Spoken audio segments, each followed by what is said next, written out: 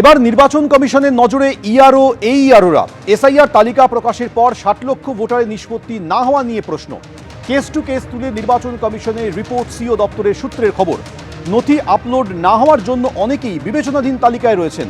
কেন ইআরও এবং এইআরওদের বিরুদ্ধে ব্যবস্থা নেওয়া হবে না, রিপোর্ট পাঠিয়ে প্রশ্ন তুলেছেন পর্যবেক্ষকরা বলে কমিশন সূত্রে খবর। তথ্য জোগাড় করে আপাতত পাঠানো হয়েছে নির্বাচন কমিশনে। ইআরও এইআরওদের শাস্তি দেওয়া হবে কিনা সিদ্ধান্ত নেবে নির্বাচন কমিশন। এইআরওদের ঘাড়ে কাঁঠাল ভেঙে লাভটা কি হবে? আমরা তো এই গোটা প্রবলেমটা তো অ্যারাইজই করতো না যদি সময় নিয়ে নির্বাচন কমিশন করতো। কে বলেছিল নির্বাচনের আগে 2 মাস আগে এটা করার? আমরা তো বারবার একটা বেসিক প্রশ্ন তুলেছি, 24-এর লোকসভা নির্বাচনের আগে কেন করলেন না গোটা দেশে? যদি সেটাও না করতে পারেন 24-এর লোকসভা নির্বাচনের পরে যে রাজ্যগুলোতে 25 বা 26-এ অ্যাসেম্বলি আছে, বিহার, পশ্চিমবঙ্গ, কেরালা, তামিলনাড়ু, আসাম, সেগুলোতে কেন করলেন না? তো সেগুলো যদি টাইম নিয়ে করতেন, হাতে 1 বছর সময় নিয়ে করতেন, তাহলে তো আজকের দিনে দাঁড়িয়ে কেন আপলোড করা গেল না, কেন 60 লক্ষ বাকি প্রশ্নগুলোই আসতো না। এবং বাংলার কোনায় কোনায় হাজার হাজার মানুষ যারা কেউ স্ট্রোকে আক্রান্ত হচ্ছেন, কেউ হৃদরোগে আক্রান্ত হচ্ছেন, তাদেরও এই প্রশ্নটা জাগতো না যে আমরা আগামী নির্বাচনে ভোটটা দিতে পারবো কিনা, আমার মাটির ওপর আমার নাগরিকত্বটা থাকবে কিনা। কারণ সময় নেই। আজকে আপনারা নিজেরা শিডিউল ঠিক করেছেন, নিজেরা কম সময় হাতে রেখেছেন, রেখে এখন এইআরও আর ইআরওদের ঘাড়ে বন্দুক রাখছেন কেন? কারণ সুপ্রিম কোর্টের এই নির্দেশের পর যখন দেখতে পাচ্ছেন বিচারপতিরা গোটাটা করছে, তার মধ্যেও যেন এইআরও বা ইআরওরা আপনাদের কথা অনুযায়ী কলকাঠি নাড়তে পারে, তাই কি এটা আগাম তাদের ভয় দেখিয়ে রাখার কৌশল? এই প্রশ্ন রইল। সাধারণ জনতার ভিড়ে একটু আলাদা ভাবনা চিন্তা, একটু আলাদা ধ্যান ধারণা কাদের বলুন তো? জেনজিদের। হ্যাঁ, সেই ঝকঝকে তরুণ তরুণীদের কথা বলছি, যারা সমাজটাকে দেখেন একটু অন্য চোখে, ভাবেন একটু অন্যভাবে। তাই আজকে জেনে নেব আসন্ন নির্বাচন নিয়ে তারা কি ভাবছেন। চলুন শুনে নিই আনফিল্টার্ড জেনজি বলছে কি। নতুন প্রজন্মের একজন মানুষ হিসেবে তুমি কি বেছে নিতে চাও, সরকারি চাকরি নাকি ব্যবসা? বেছে তো নিতে চাই সরকারি চাকরি, কিন্তু সেই ব্যবস্থা তো আমাদের পশ্চিমবঙ্গে আর নেই। সরকারি চাকরি প্রার্থীরা সব কান্নাকাটি করছে, বা যাদের ছিল তাদেরও চলে যাচ্ছে। এই রাজ্যে চাকরি বাকরি তো এই অতীত হয়ে গেছে। দারুণ কাজবাজের অবস্থা, নানান রকম কাজবাজ, নানান রকম সুযোগ সুবিধা সবই তো রয়েছে, কাজবাজও রয়েছে, আমরাও তো করছি। এখনো প্রত্যেকটা স্কুলে এখনো পর্যন্ত সঠিকভাবে কম্পিউটার শিক্ষাটাই এখনো পর্যন্ত ঠিকভাবে ইমপ্লিমেন্ট করা হয়নি। সেক্ষেত্রে এআই শিক্ষার জন্য যে 500 কোটি টাকার কথা বলা হচ্ছে, এটা শুধুমাত্র আইওয়াস ছাড়া আমার মনে হয় আর কিছুই না। এখন বলতে গেলে গ্রাম বা শহর সব জায়গাতেই ইন্টারনেট ব্যবস্থাটা মোটামুটি আছে। আর ব্যবসার কথা যদি বলা হয়, তো সেখানে দাঁড়িয়ে ঘুগনি, চপ, মুড়ি। আমি শান্তশিষ্টভাবেই আমি ব্যবসা করতে পারছি। চাঁদা আর তোলা এগুলো ছাড়া তো ব্যবসা করাও সম্ভব হচ্ছে না। ব্যবসা করতে গিয়ে আমার কোনো রকম গুন্ডা বা কোনো রকম থ্রেটের কোনো রকম সম্মুখীন হতে হয়নি। কন্ট্রাকচুয়াল চাকরি হচ্ছে, চাকরি বাকরি বলতে গেলে ওই 10,000 9,000, আর সরকারি চাকরি তো নেই। না, রাজ্যে চাকরি আছে। সাফাই গেয়ে নয়, সাফ কথাতেই জিততে হবে জেনজির মন, এমনটাই স্পষ্ট বার্তা দিচ্ছে তারা। এরপর অন্য কোনো বিধানসভা কেন্দ্রে গিয়ে আমরা শুনবো জেনজি বলছে কি। হ্যাঁতে হ্যাঁ মেলালেই আবাদ হবে বাগান, প্রতিবাদ করলেই বাদের খাতায়। নির্বাচনের আগে ঠিক ভুলের অঙ্কে কি চলছে জনগণের মাথায়? বেকারত্ব উপরে বেকারত্ব নিয়ে বেঁচে আছি। এই অপশাসনের অবসান ঘটাতে চাই আমরা। পুলিশ তো অ্যাকচুয়ালি দলদাসে পরিণত হয়েছে। আমরা রেশনের চাল পাচ্ছি, ভাতা পাচ্ছি, 2 কেজি চালের খয়রাতিতে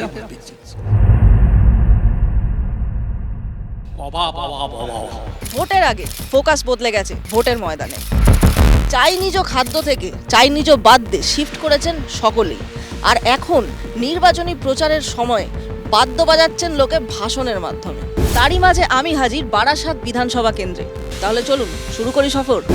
এবছর 3 বারের তৃণমূলের বিধায়ক বলেছেন তিনি আর নির্বাচনে অংশগ্রহণ করতে চান না, এবং নিজেকে তিনি ব্যর্থ বলেও দাবি করছেন। এ বিষয়ে আপনার মতামত কি? যথার্থ সত্য কথা বলেছেন। বারাসাতবাসী ওকে দেখেনি ওনাকে, এবং উনি পরিযায়ী পাঠিয়ে বলে পরিচিত বারাসাতে। বিধায়ক তো আজকে 15 বছর দূরবীন দিয়ে খুঁজে পাওয়া যায়নি। দেখেছি সিনেমার পর্দায় দেখেছি। খুব অল্প সময়ের জন্য, অল্প দিনের জন্য ওনাকে দেখি আমরা, এমএলএ কে আমরা পাই না। কোনো সুযোগ সুবিধাই আমরা বিধায়কের কাছ থেকে পাই না।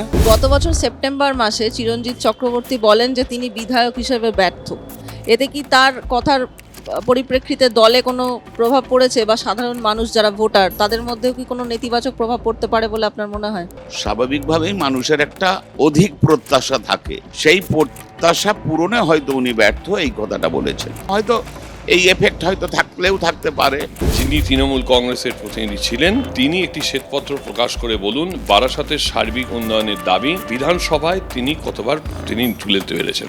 বউ হারালে বউ পাওয়া যায় রে পাগলা। কিন্তু চিরঞ্জিত হারালে, মানে চিরঞ্জিত ভোটে আর না দাঁড়ালে কাকে পাওয়া যাবে সেটা তো আমরা দেখতে পাবো যখন প্রার্থী ঘোষণা হবে। ততক্ষণ অন্য কথাগুলো বলে দিই। 2011 সালে প্রথমবার চিরঞ্জিত চক্রবর্তী বারাসাত বিধানসভা কেন্দ্র থেকে তৃণমূলের বিধায়ক হয়ে যেতেন। হারিয়েছিলেন ফরওয়ার্ড ব্লকের সঞ্জীব চট্টোপাধ্যায়কে। শুধু হারিয়েছিলেন তা নয়, পেয়েছিলেন 58%-এরও বেশি ভোট। এবং সেইটাই কিন্তু প্রথম এবং শেষবার নয়, চিরঞ্জিত চক্রবর্তী এখান থেকে বিধায়ক হওয়ায় হ্যাট্রিক করেছিলেন।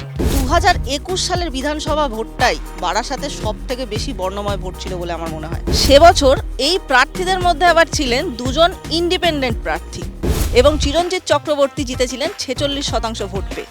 তবে মজার কথা, বিজেপি এবারে শক্তি বাড়িয়েছিল অনেক বেশি।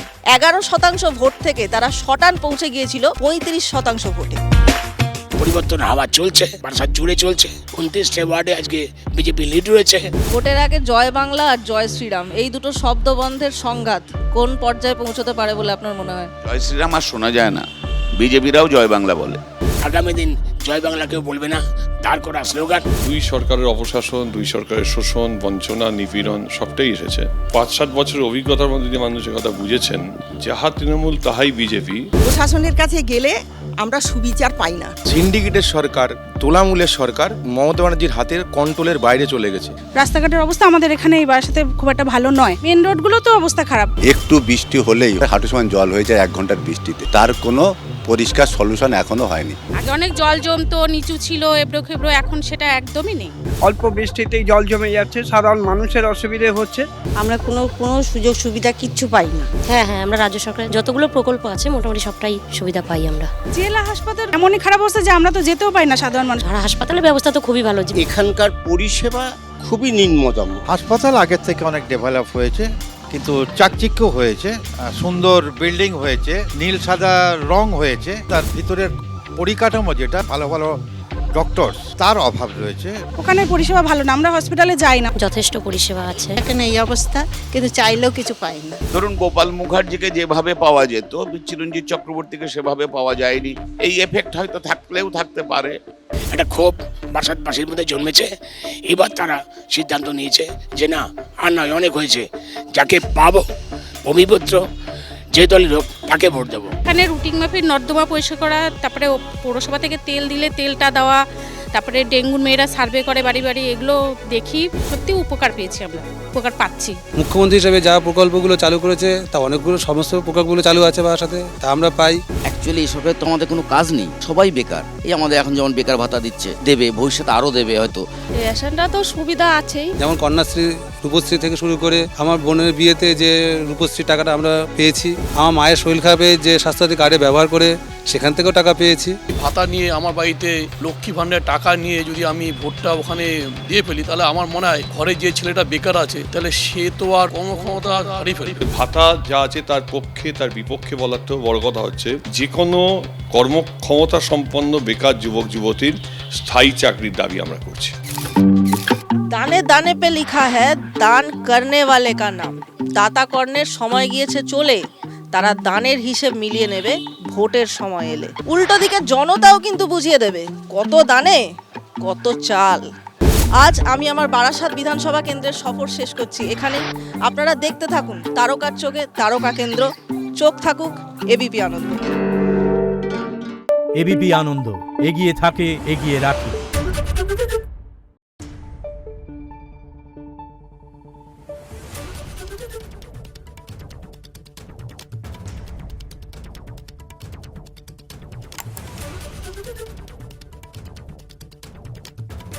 Thank you.